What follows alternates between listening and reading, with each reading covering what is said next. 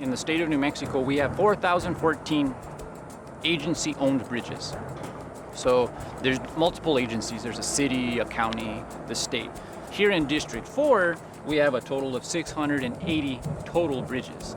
So out of those 680 total bridges, 592 are owned by the state of New Mexico. But every bridge has to be inspected. It's the old bridge. It was built in 1954, 66 years old. Actually is a steel riveted bridge on the trusses. So those rivets begin to corrode, they begin to fall off, they need to be replaced. So we start looking at how much is it going to cost to keep repairing it, or how much does it cost for us just to replace the bridge.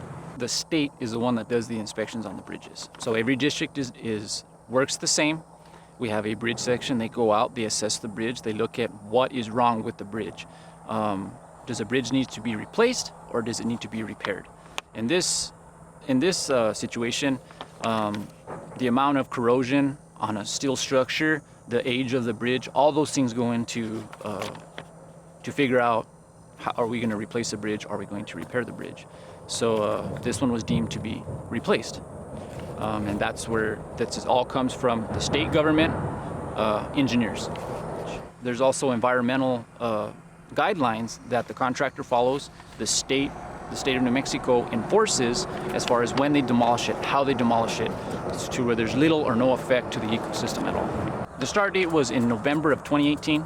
It should conclude in the fall or winter of 2020. It's a post-tension bridge. So this bridge has cables that run through it. We pour the concrete. Once the concrete gains its strength, these cables are tightened. That means that we can span it a lot farther, which limits the impact to the environment. It's going to take over 5,600 cubic yards of concrete, over 1 million pounds of reinforcing bar. This span is 735 feet, and the pounds of the post-tensioning cable inside the bridge is 246,000 pounds. So this bridge cost the taxpayers $20 million. That's an approximate number. This is funded majority by the federal government, about anywhere between 75 to 85%, and the rest is funded by the state of New Mexico, which is the state of New Mexico taxpayers.